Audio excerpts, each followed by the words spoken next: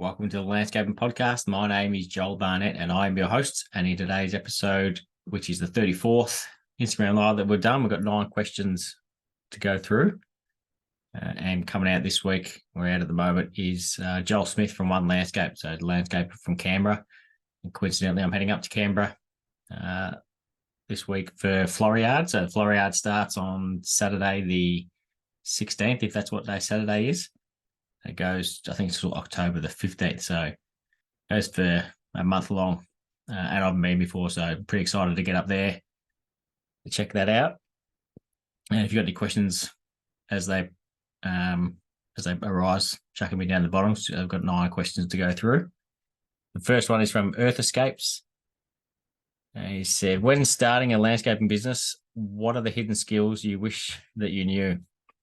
I reckon the first one that comes to mind would be to put money aside into a separate bank account. So I've said it a few times, but it's for pay as you go and just all the different things. The more money you can be putting aside for payments that you know have got to come up, the better. You could go through a lot of the old episodes where I've spoken about that a fair bit. But another thing is dealing with employees and just sort of understanding them, and that's something I knew I was going to struggle with before I started the business because I'm not a big people person. So you just got to sort of get to be patient with your decisions. So I've learned that along the ways to not say what you're thinking as soon as you're thinking it, because I've a lot of the times once I started to realise that I shouldn't just say what's on my mind, I've decided that it didn't need to be said. So you sort of basically take a few hours or a day to think about what you're going to say.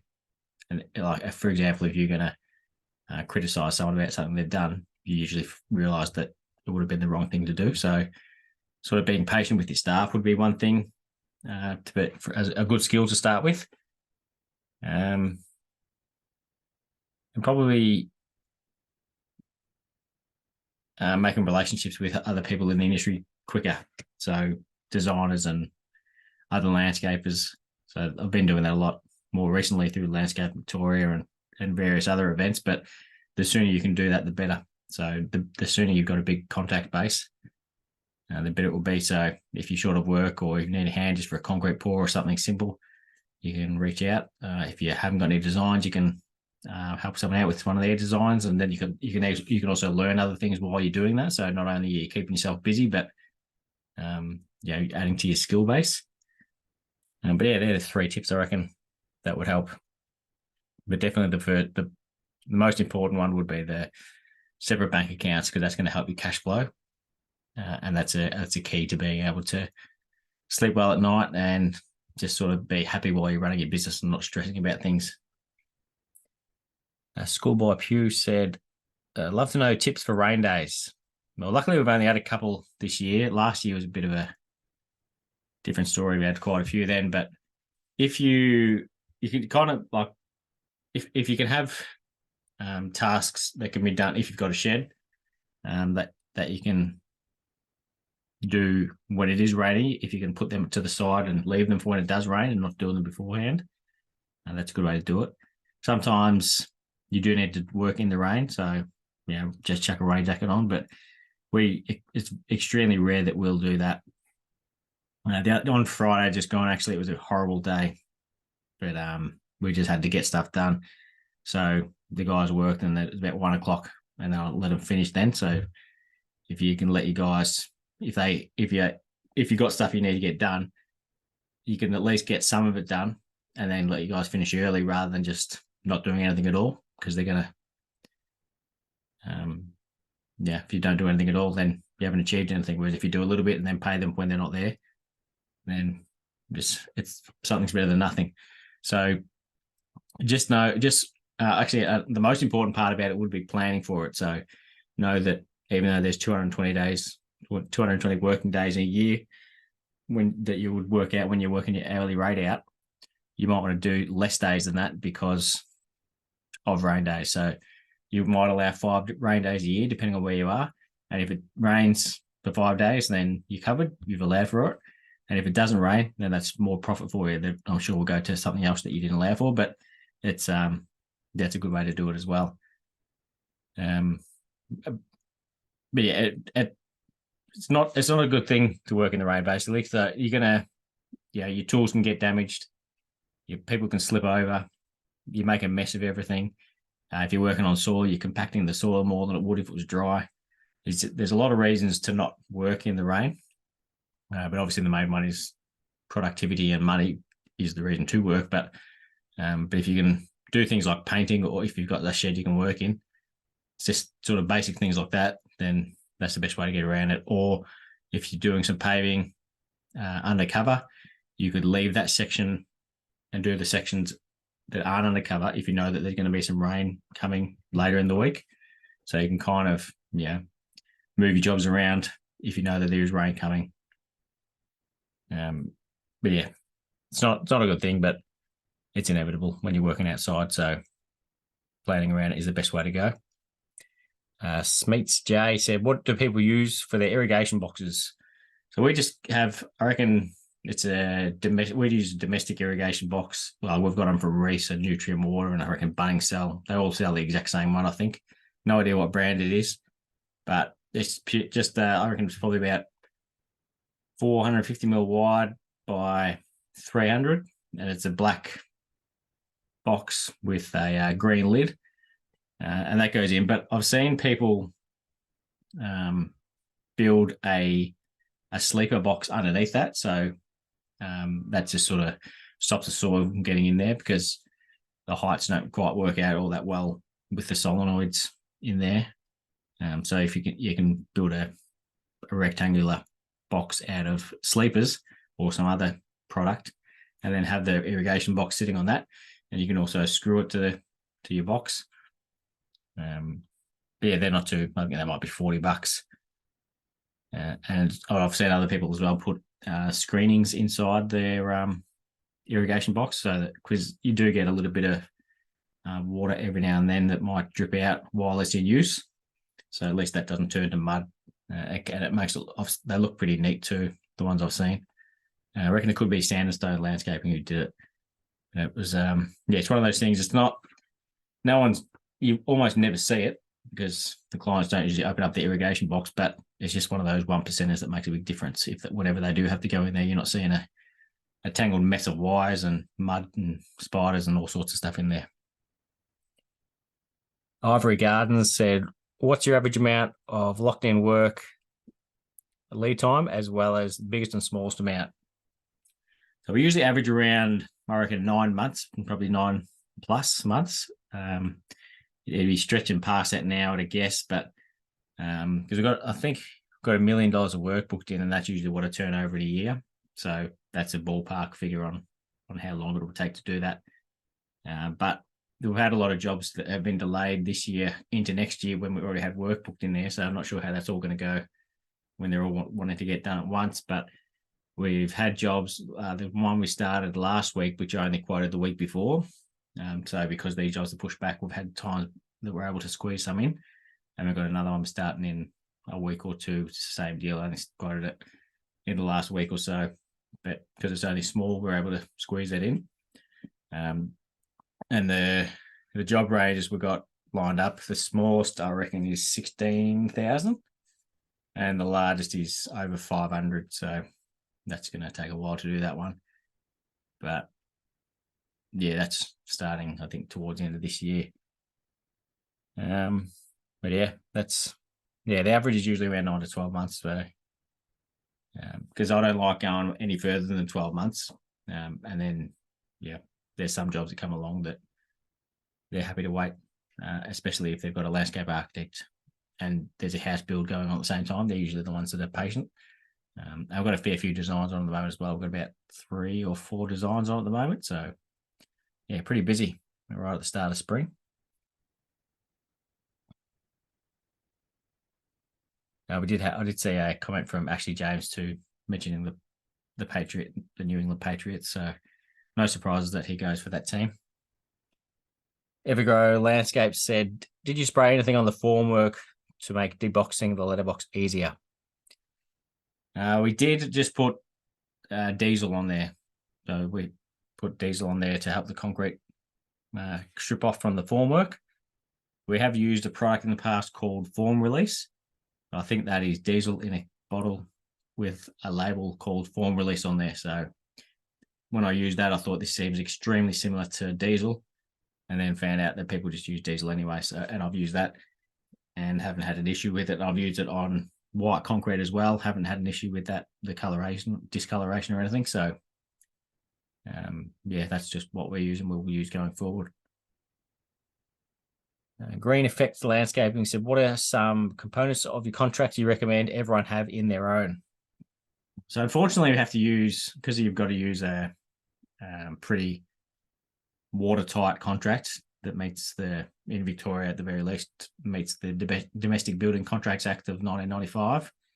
We use the Master Builders one. So it's the same one. If you were doing a $450,000 renovation of your house, it'd be the same one that you would use for that we use, which is a bit annoying because couldn't put a figure on it, but at a guess, I would say 70% of it is irrelevant to what we're doing, at least.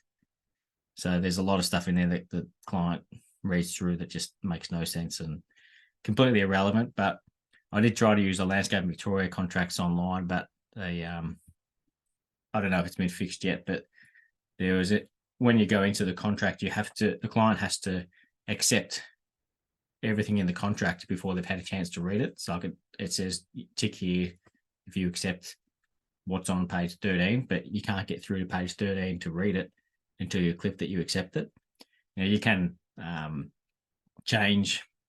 Yeah, you can go back, like you can go back and uncheck it, or you're not committing to it. But I didn't like having to sending it out to the client to make them do that. So once I fix that, I'll be using the Landscape Victoria ones. But so there's nothing. I don't have unique ones to myself, because you would have to have a lawyer write it up for you if you're going to have your own unique one, so that it's got all the right bits and pieces in there. Otherwise, it could be null and void if it's not. But what I put in my quotes, the most important part is a rock clause. So I think it says something like, in the case of unforeseen rock, concrete, asbestos, there might be something else, might be tree roots or stumps. The removal of this will be, the cost for the removal will be passed on to the client. I've only had to use that twice. Once was when we found asbestos, and the other one was when we found a concrete driveway underneath the concrete driveway that we removed. But another thing, I don't put it in mine, but I probably should, and I will do going forward. But you might want to put in a social media clause or a photography clause saying that that you can use photos of their landscaping within their property, and it might include their house in the background, just in case someone ever freaks out in the future that you've used one of their photos. Like you might do a post on your Instagram and it could go viral, and some reason someone might not like it after it goes viral for whatever reason. So you're better off just having that in there just in case. So, and then they can also read it, because they might not have thought of that you would be doing that. So then they can read that, and that can give them the option whether they want to have that or not included. And the Plan the Space said, what's some of your favourite timber for things like pergolas if you're going to let it go grey or silver? We just did one with spotted gum. We did an arbor, and it looked amazing. Like the posts were, and it was a L-shaped arbor, a cantilevered, and they were 200 by 200 spotted gum. Got that from the Timber Zoo, and yeah, they were just beautiful pieces of timber. We didn't do anything to the timber, didn't sand it back or anything, because they were already looking amazing as they were. And then we have wires in between them. We had some pretty cool metal brackets made up, like a L-shaped bracket to hold them together, and got some custom nuts and bolts for that as well. So they look pretty cool. So if I was going to do one, I reckon spotted gum would be the way to go. It doesn't, I don't know if it goes silver, but like it stays like a weathered brown look. So yeah, there's different varieties you can get. But yeah, that'd be up there. Then it's not cheap, obviously, but yeah, you get what you pay for. You can go with cypress, but it doesn't look as good. It's not as strong either. But yeah, spotted gun would definitely be one of my favourites. Christopher Zuba said, any previous guests who successfully combined maintenance and construction? The first two that come to mind were Ian Barker Gardens and Ocean Road Landscapes. So they, they have design and construction. Like there's heaps of people who have. So, there's plenty of opportunities for it to happen. But I think the common thread in all of them is that you've got dedicated maintenance people and dedicated construction people, and whatever the people are doing, that's their jam, and that's what they do. So you don't want to have people doing construction and then do maintenance. Because they're different roles. So you're not going to have someone who does like a landscaping apprentice and then start doing designs, because again, it's completely different. So there's plenty of people who like plenty of landscape construction companies who have tried maintenance and failed. And I would say 99% of the time is because they didn't have a dedicated maintenance team and people who were garden maintenance people doing their maintenance. It's just not like a lot of people will look at it and think, oh, yeah, just get a hedge trimmer and trim some hedges and pull some weeds out and mow lawns. But if you don't know what you're doing and if you don't enjoy what you're doing, then you won't be successful at it. So you've got to have the right person doing the right job. And the last question is from New View Landscapes. So what grout do you use for recycled brick paving? Like traditional grout product or something specific? So it depends on how we're laying it. If I've laid it on a flexible base, so crushed rock and sand, then we'll use a pave block sand, which has got a bit of a silica in it, which helps it set. So you could still dig it out if you needed to, but it's sort of semi-firm on the top, and also goes down between the bricks and helps them set and not move once you vibrate it. But if I was laying on a rigid base, so on a concrete base on mortar, then it depends on the size and the gaps, but it can chew up a lot of grout. So I'd probably mix up my own grout, so using a whitewash sand and cement. So you'd want to measure out like a certain amount of buckets and cement, like a 1 to 3 or 4 mix, so that your colours are exactly the same. So I'd probably go 1 to 3, I reckon. So I'd go 3 buckets of sand and 1 bag of cement, which is a bucket as well. Because you could, like a lot of the paving we use, we'll use Davco Slate and Quarry Grout or the Marpe. I can't remember what it's called, but Marpe FF colour grout, because they're designed for larger gaps, but it's expensive to buy a bag. So the bricks, not only are the gaps possibly wider, but they're also deep. So you'd be using up a lot of that. So, and then if you're using like some of the grey colours, that's what your grout's going to look like anyway, if you're using the whitewash sand. So it's better off, a bit more economical just to use the homemade mix. But yeah, that was the last question. So thank you very much for everyone who submitted a question during the week. Out this week is Joel Smith from One Landscape in Canberra. And as I said, I'll be up in Canberra on this weekend coming for Floriade. So if you haven't been to Floriade, looks like some good weather this weekend. And I think the night sessions might be the 1st of October. So that's probably, if I had have been able to plan it better, I probably would have gone up then, because they look pretty cool as well. But yeah, looking forward to heading up to there. And I'll be posting a bit about it while I'm there too. So thanks again to everyone, and we'll see you next week.